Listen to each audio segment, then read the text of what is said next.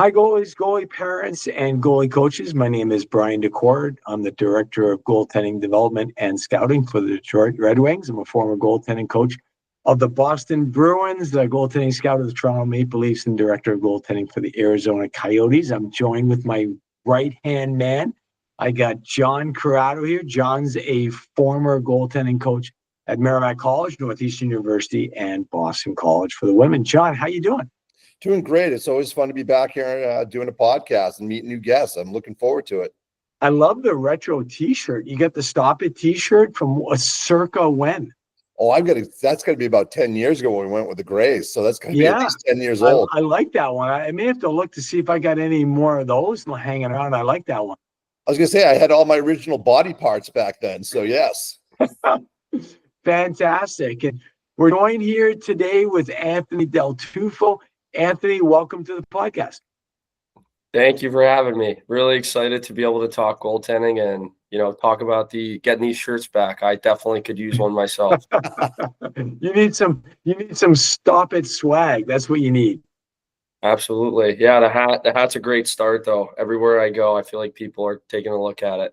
That's awesome. That's awesome. Well, we're very excited to have you. You have a very unique story to tell with your junior experience and then your 12 colleges and universities that you played for. I'm exaggerating just a little bit, but yeah, from sunny Plattsburgh to Salve Regina. It was Salve Regina, right? Yes, sir. Yeah. And Plattsburgh and Oswego. Was it Oswego as well? Yes. So, yeah. So three different call. Is it three? It was 4. I graduated from Wilkes in May. Okay, there we go. So 4 different universities. So I was wondering if you could take us through, give us a little recap of your story and your path through junior hockey and then college. Well, first, before I get into that, I'd just like to say I really wanted to see every area of Division III hockey. So I thought, why not do that by visiting a school in a new conference every other year?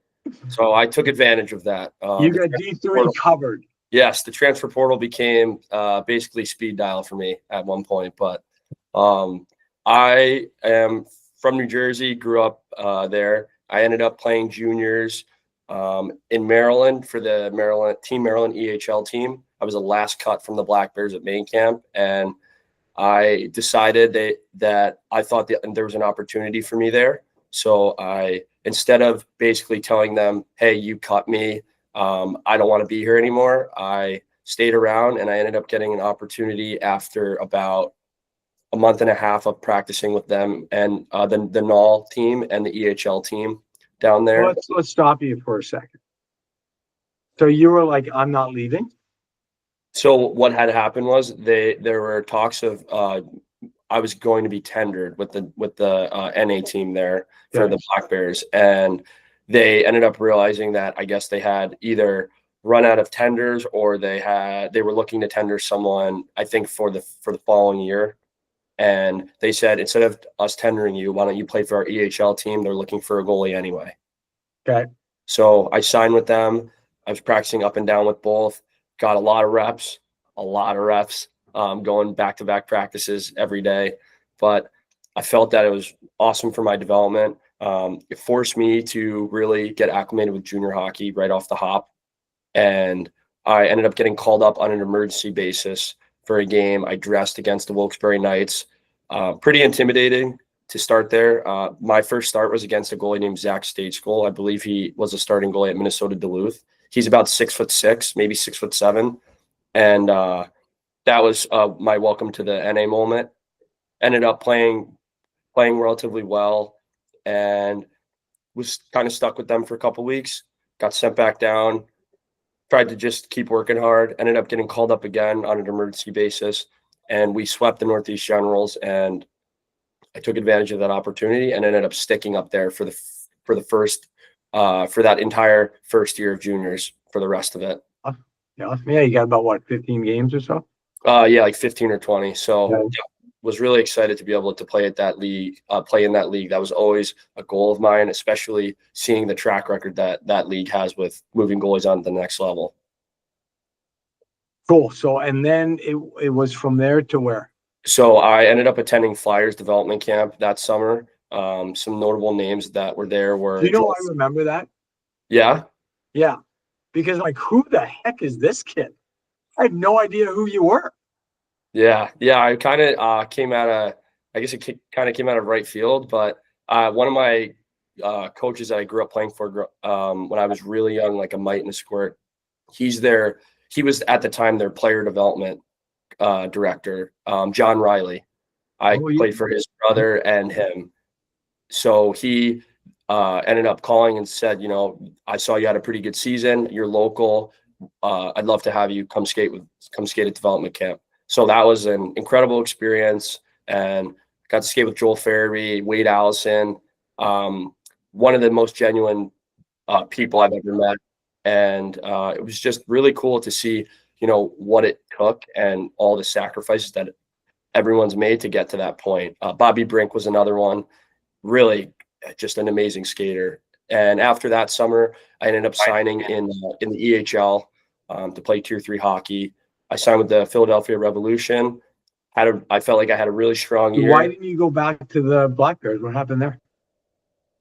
They had tendered a goalie that was at 2001. So I'm a 99 birth year. So at that point, they said, we don't want to have you split time with someone that's a bit younger than you. We know that you are looking to get a commitment. So we'll help you find a team where you will play a lot, and where we think and we trust the development of the coaches there. Do you remember who the goalie was? Andrew Takis, who's at Colgate now. Sure. Okay.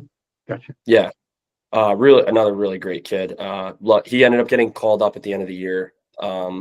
He played one game, played really well. And I've been around hockey long enough to know that you could tell that he was the guy for the future for them. Okay. So then I played in the EHL, had a great year. I played for John Roger. He, I believe, has won a championship at every single junior hockey level. The USHL, he said he won one with John Cooper and Green Bay Gamblers. He won one, I believe, in the NAL with John Cooper with Des Moines, and won an EHL championship 2 years before I played for him. So it's really cool to play under a coach with such experience and, the championship pedigree. And I ended up committing very late. I was a bit, I'll be honest, I was definitely worried that I wasn't going to have the opportunity to continue to play.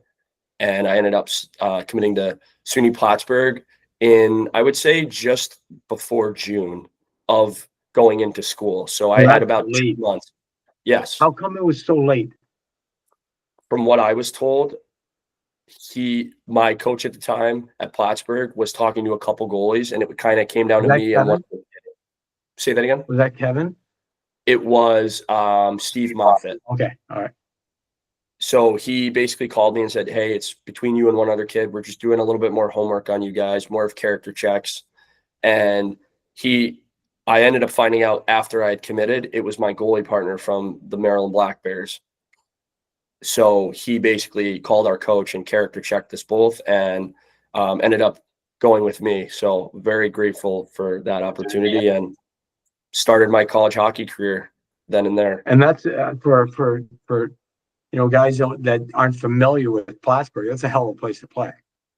It was awesome. The fans are really passionate. You have a lot of local people that actually they have season tickets, which is really something that a lot of teams don't have.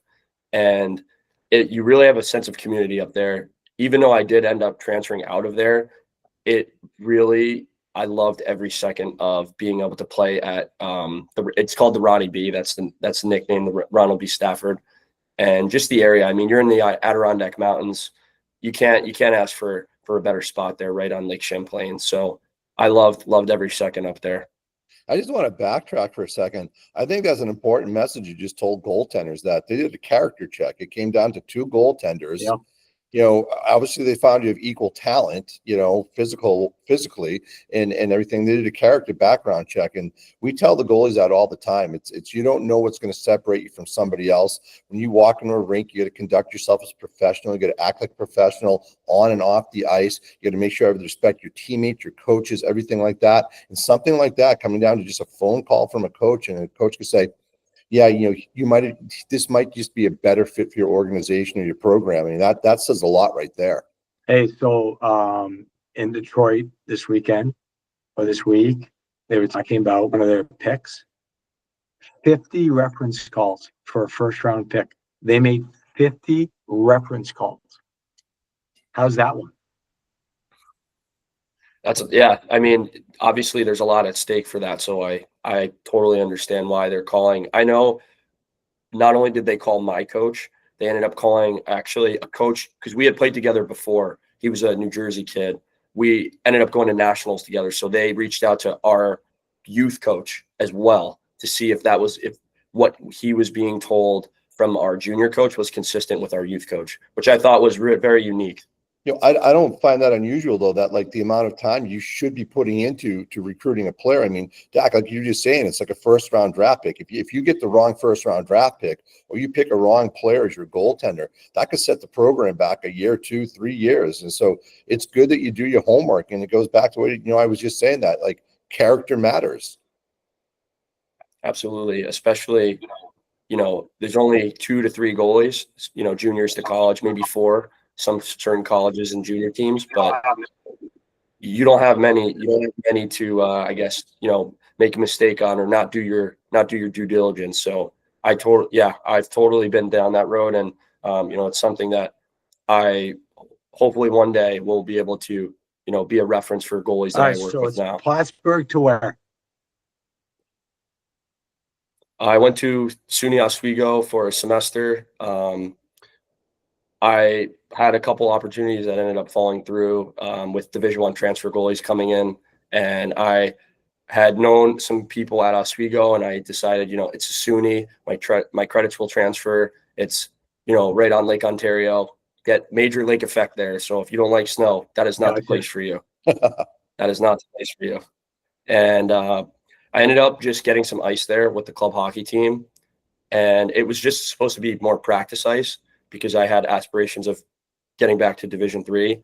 And I ended up playing for them for the semester, played a couple games, got to play against Navy, the most disciplined hockey team I've ever played against. And I completely understand that those kids are working out every day. It shows. That was a strong hockey team. My God. I can echo that. When I was at Merrimack, we had Air Force on the schedule, and the same thing. They were everywhere they were supposed to be. They were there. I mean, you had to beat them they weren't making mistakes. So I absolutely, yes. Yeah, it came down to the littlest detail to beat a team why like only that. Why only half a year? Why only? I ended up getting a call from one of my former teammates from Plattsburgh, and he transferred to Salve. Okay. He had said they had a goalie that came in that was ineligible. So another big lesson: school matters. And I was telling that to some of the bridge students. We were just talking about everything, and we were just talking about school. And I always ask them if they've what they learn in school every week. And it was a good conversation. But at the end of it, I wanted to really press that message into them that schooling matters. And if every goalie can stop the puck at the next level, it comes down to things like that.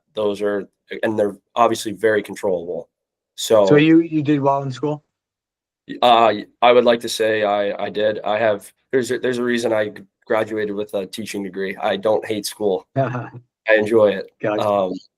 So yeah, I ended up getting a call from my former teammate. Well, John's got his teaching degree too, so that it really doesn't hold much water. Actually. Yeah, I was going to say, like, you might want to just throw that out there too casually, because I also have a teaching degree. So no, but I'll echo what you said. I enjoyed school, and that's why I just kind of stuck with and became a school teacher. And I guess it's that term, like, we're doing goalie stuff, where I guess we're still students of the game. It's still exciting to learn. We're teachers. I mean, that's what we are. We are 100% teachers, not only of technique and structure and mechanics and all that, but we're teachers of people and how we conduct ourselves and what we do and how we do it is extremely important, because these are formative years of the goalies, the kids that we're working with. We have a lot of responsibility. Well, I think a lot of people don't understand that we're not just looking at game film and learning techniques of goaltending. We're reading psychology books. We're reading adolescent development books. We're reading so much about just how to develop the overall person, the stuff that goes into developing, like you said, those teen years into their 20s. And there's so much that goes into what we do to make us better coaches. And again, it goes back to we're teachers and we're students of the game and we're students of the people we coach. So I think it shows out on the ice with us too, that we genuinely care about the people we coach. Definitely. And I always grew up with the phrase, I grew up in a family of teachers, being a lifelong learner in anything you do. And I think that's extremely applicable to working here and being a former goalie myself. But I guess going back to my journey, I ended up transferring into Salve middle of the year because of like I said, an ineligible player. So I came in and I had basically been there for 2 days. We ended up going to play Elmira at the pro rink in Elmira, which was pretty cool. They filled it up pretty much fully, which was awesome. Really great atmosphere. We ended up beating them on the road, which was great. It was my first game playing for them. I thought it was a very good first impression, and we ended up after that night. I ended up getting the start for the next day against Hobart, who was ranked at the time. This is before all the national championships. This is year one. Okay. I ended up getting a start against them. We heartbreakingly lost in overtime, but it was probably the highest paced game that I've ever experienced, and probably the best game in my career, in all honesty. So I felt like that was a great start. I felt like I had something to prove, and I was just having fun. I was just having fun out there, and my teammates were very supportive. I was newer to the program, but the little things like we talk about as coaches all the time here, giving a guy a tap on the pads, or someone coming over and just asking me how I'm doing before the game. Little things like that, or being included in sewer if I was stretching up to the side. Guys were like, "Hey, come in the sewer circle." Little stuff like that, really, I think built the culture there. So I played there for a couple years. I ended up getting hurt while I was there. I got shoulder surgery. I went to go make a save at practice, and I dislocated my shoulder, and I had a longer than normal recovery. So at that point, I felt like hockey may have not been – I wasn't really planning on playing hockey at that point. I kind of had figured that it was probably time to give it a rest and hang the pads up. And I ended up getting a call from Wilkes, which is where I graduated from. They were looking for a goalie. I had known someone that I had grown up playing against that was there, and I just took the opportunity there. It was a little bit nicer to be closer to home, being from New Jersey, so my family could come out and see me play a little bit more. And had a great group there. Got to actually play out of the Wilkes-Barre Penguins AHL arena, which was awesome. So we would get off the ice at about 8:30, and they would go on at about 10. So some guys, if you didn't have class, would stick around. I got to see Tristan Jarry down there when he was on assignment. I got to see Joel Bloomquist there. Rucker McGorty, we actually saw him out at restaurants. We got to talk to him, and just really great people over there. I can't say enough good about everywhere I've been. I mean, ultimately for me, hockey's important, and that's why I'm here coaching, but it's about the people that make the places, and the people that I met, I wouldn't change it for the world. That's awesome. And I agree. And what you're going to find is hockey's incestuous. Like no matter where you go, no matter where you are. I was on a plane this morning, get off, former coach comes up, says hi, haven't seen him for 25 years. I was out the other day, I ran into someone and they had something to do with Joey. And it's just amazing the small world that we live in when it comes specifically to goaltending as well. So, all right, I'm going to ask you questions. So now you're directing at Stop at Goaltending. What's been the hardest part of transitioning from a goalie to a goalie coach? That's a good question. Actually, John and I I feel like I've talked about this a bit. He's been a big supporter for me as I make that transition. I would say it's trying to explain things to a goalie that obviously hasn't been through college and been at the level that I've had the opportunity to play at. So working with some of the younger kids, really breaking things down to its simplest form and being able to explain things in a different way. I feel like this goes back to the whole teaching thing.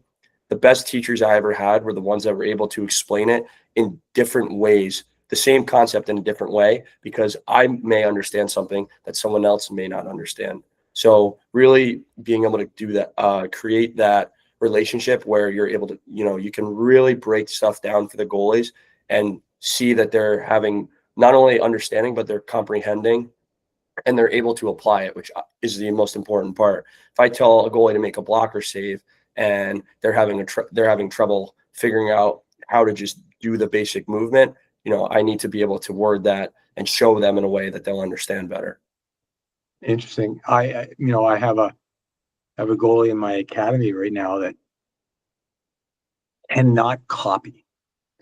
So he could watch 3 other goalies do a drill, can't copy the routes or the pattern, or he can't do it. So I have to go in a very calm voice. I have to talk him through each drill because he can look at the drill, he can watch it, but for some reason his brain can't put the patterns together. Oh, you do this, then you do that, then you do that. He just can't, his brain doesn't work that way. But if I go and I walk him through and I explain it with my words, then he can understand. So it's fascinating to me because it's just a different way. It's a way that he learns as opposed to someone else.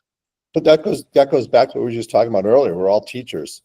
If you want to maximize a player's development, it's on us to figure out ways to communicate with them so they can understand it and be part of it, and they can progress. And I think that's something we do really well. We can identify a kid that, okay, this might not work for you in this particular drill or this particular sequence that we're running, but we'll figure out a way to get it across to you so you can be part of the drill and you can get better. And I just, that's one of the things I think we do really well as a staff and as a program. Yeah. Well, you know what? I gotta ask the opposite question then. All right. So I asked you what the hardest part was. What's the best part? What's the easiest part? What is the thing that floats your boat right now when you get on the ice? I would just say being out there with the kids. I mean, their energy's been really great. As coaches, I know sometimes the energy can be low and we have to, lift them up and bring them up to that energy. But overall, I think it's just being able to get to know the goalies better, because I feel like once you get to know them, that's where, again, it ties back to being able to understand things. You start to realize how they think and what works best for them. So going through teaching in college, they talked about the different types of learners. You have auditory learners, you have visual learners. And I think being able to really harness which learner that the student or goalie is has really been fun for me, because I have similarities to some of these goalies and how I used to learn things and apply things, but I also have differences. So it's cool to be able to put it all together and also just, have a positive ice session. I took a book out of John's book, or I took a page out of his book and ended up doing a joke of the day. And I think that's a great way to start. That's a great way to start. And Yeah. Every week I ask another goalie to bring a joke, and I think the kids have really been receptive to it. And even if they're a little corny, there's still a positive reaction to it. So I appreciate that. Well, John leads the league in corny jokes. Yes, I do. And Dak, if you remember how that developed, our joke of the day, it goes back, I think, 15 years or so, that we used to run our programs out of 2 different rinks, and we had a group of shooters that showed up to the wrong rink. And they get a phone call, hey, we're we're 5 minutes away, we're getting there, we'll throw the gear on, and we're kind of trying to buy time. And Dak just looks at me around and goes, you got a good joke? I'm like, yes, I do. And the kids laughed so hard that next day, hey, you got another joke? Yes, I do. And it just became a staple of what we did. And if I didn't have a joke one day, the kids got disappointed. And then it got to the point where it was so funny that kids would bring their own They jokes. they would have their own jokes. Yeah. Yep. And then it would have to be, does it get the John seal of approval? If I laughed at it, then it was a good joke. And it's morphed. And it goes back to hockey should be fun. It should be a place where you're comfortable learning. It should be a place where you're comfortable making mistakes. Like we were out on the ice together this week, you know, with the bridge kids, and we had a couple kids fall during a couple drills. And what did we say? Hey, we all got to laugh out because we're all going to do it during the season. We're all going to make a mistake. We're all going to fall down. Something's going to happen. But if you feel comfortable enough to make that mistake, you're going to get better and better and better because you're not afraid to try new things, and you're going to break the mold and you're going to get better and better at it. And if I remember correctly, some of those jokes were inappropriate. Yes, you do. It would be so funny. Many of them. Yeah, we'd be on the ice and everything's great, and then all of a sudden, some random day, someone's gonna come out with a totally inappropriate joke that shocks me and John, and we're like, whoa, whoa, whoa, whoa. And it's funny, every now and then, we'll get one of our older goalies who comes back just to say hi because they're in the area, and they're like, "Hey, remember the joke?" Nope, we don't tell those jokes anymore. I do not remember telling that joke. There's no visual proof of it. Nothing was recorded. I did not say that joke, but no, we had some fun, and it was a good group of kids. But it was a great way to get a practice going. And I think the best part about that was after the joke was told, everybody just flipped the switch and went to work. Yeah. Great way. Just before you start, just a good smile and laugh. I mean, it's healthy. It's good for you. It's great stuff. All right, Anthony, another tough question for you. Okay, so you're new to Stop It. Okay. What have you learned about Stop It goaltending that maybe you didn't know about Stop It goaltending before you got here?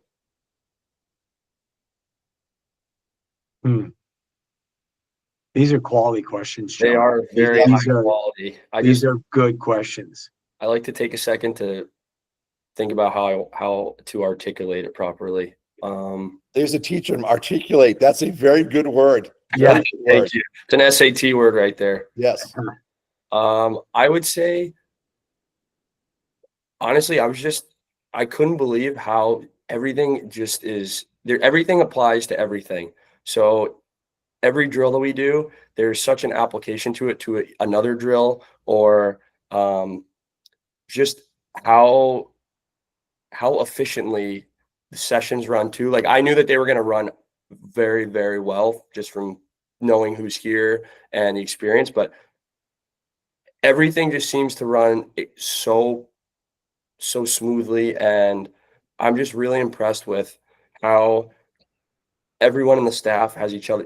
I'm new, but I feel like I could go to anyone right now. And, if I was struggling with like how to explain a drill, or, a goalie is, I feel like I'm just having a hard time connecting with the goalie, I could go to anyone, and within 5 minutes, if I called them, I'll get a call back and they would talk to me for an hour, 2 hours if I needed that. And I think that that's not a surprise, or not something that I wasn't expecting, but it's just really nice to know that I'm a part of a staff that has such professionalism. And I know for a fact I can go to any person at this a part of Stop It, and I know that they will be able to at least point me in the right direction or help me with whatever I'm dealing with.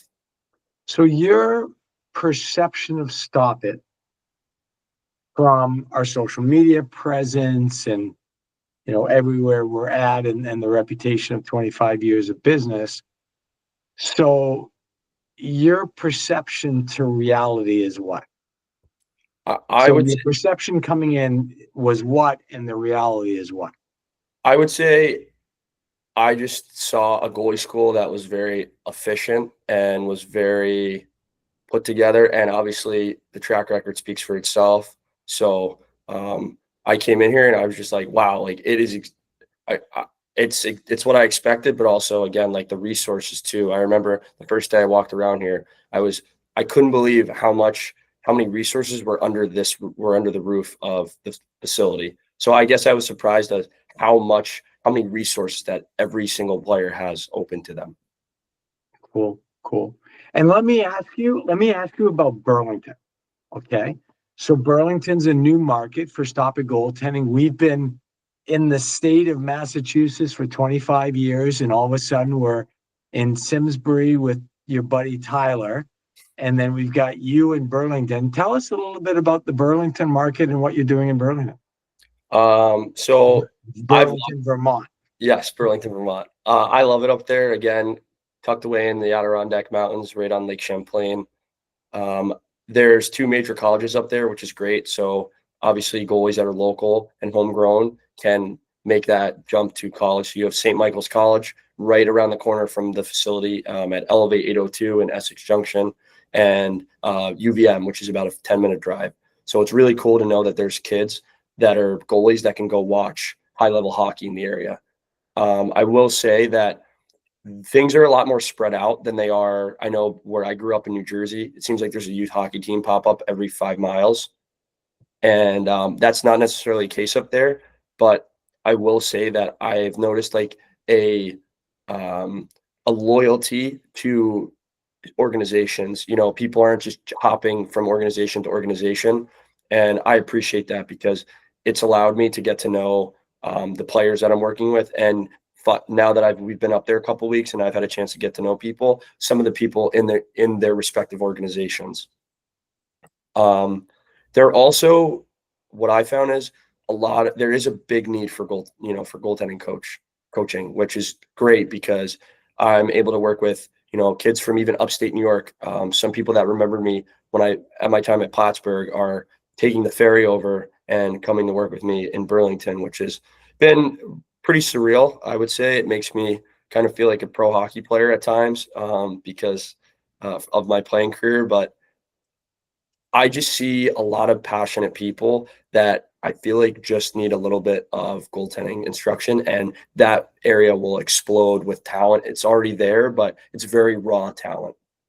So there hasn't been a lot of instruction there. They haven't had the resources and the exposure to training that we would have, here in Mass. Yeah, I would agree with that. And I also will say that the parents are extremely curious about just the process.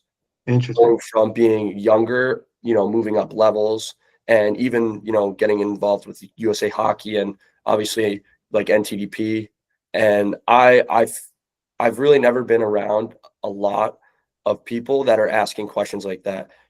What's your opinion on this? They ask about gear a lot, which I love answering questions for that, and I can direct them to people that will help. I know that the goalie of the weeks, people love the goalie of the weeks, especially with the partnership that we have with Goalie Monkey, and being able to expose them to that has been great because there's only a couple local hockey shops in the area.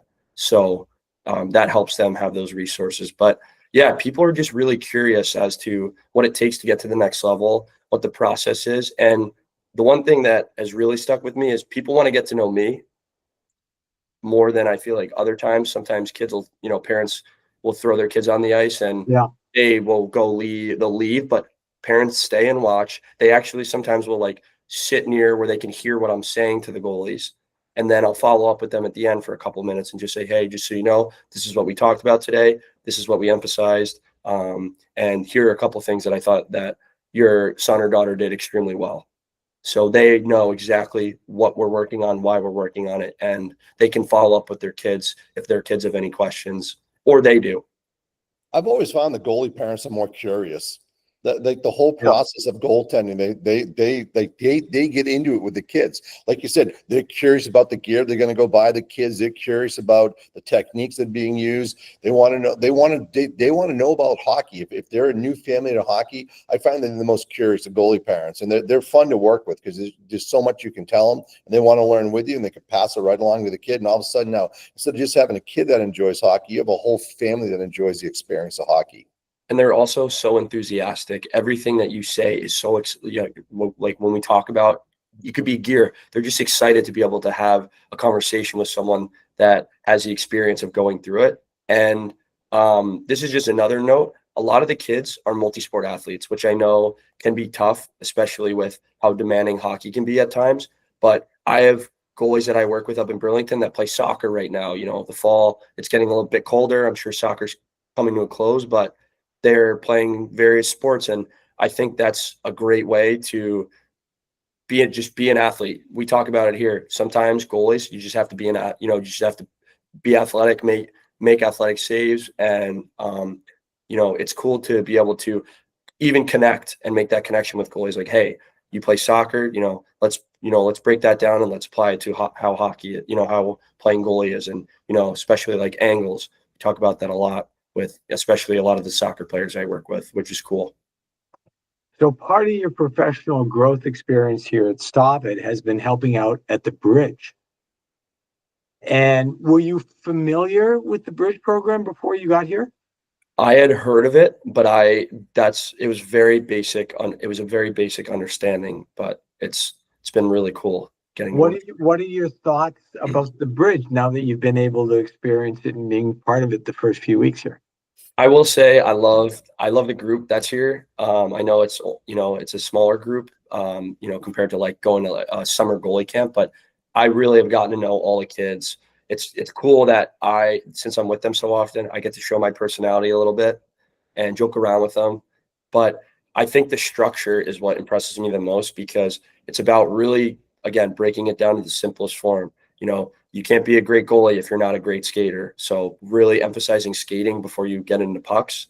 I guess I have never really thought about it until I got here. And now that's the only way that I would talk about, I would really like the process that I would explain to someone, like, this is how it should be done, because, you could see tremendous growth. And I've been here for 4 weeks and I can see, like I said, just tremendous difference from day one to today. You already see it. I mean, it's cool. And then the fun part about the Bridge is it's basically a transformation, and you get to see this transformation throughout the year. And then you go back and you look at the video from the first day, and you don't remember. And then you go back and go, oh my God, I don't even remember this. This is the same goalie.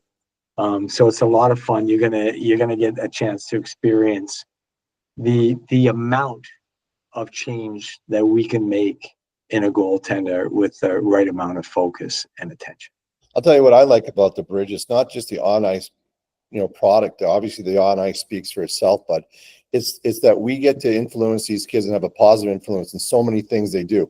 Everybody in this building knows every kid that's walking around here. If you go down to see Dr. John for the PT, he knows everything about you. You go downstairs, Mike Swift, who's doing the G-Lab stuff, he knows everything about you. Danielle in the classroom, everybody's always got eyes on the kids. No one's falling through the cracks. If someone's having a bad day, someone's letting us know. And we make sure the kid's leaving that day on a good note, having a good day. And then on top of it, I think the best part too is the interaction with the kids.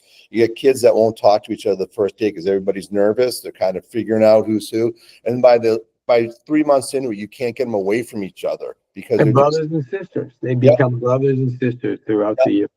And it just goes back to the culture that's been developed. And like I said, word of mouth. One kid who's done the Bridge will tell 10 different kids that they did and what a great experience they've had.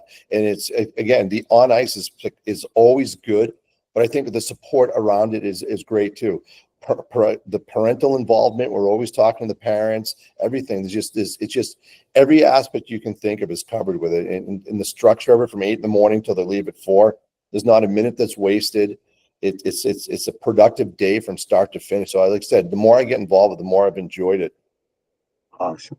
Well, Anthony, we can't thank you enough for being on the Goalie podcast. If you're not familiar with Stop It Goaltending You, we have an app called Stop It Goaltending You. The podcast is on that app, as well as YouTube and Spotify, I think. But we appreciate you very much coming on the podcast, and we wish you the best of luck moving forward. If you want to check out the app, you can get a 7-day trial, Stop It Goaltending You, at either the Apple Store or Google Play. Anthony, thanks, and best of luck. Thank you. Really excited to be a part of the Stop It family. Anthony, glad to have you with Team Stop It. Thank you. Guys, have a great week and become unstoppable.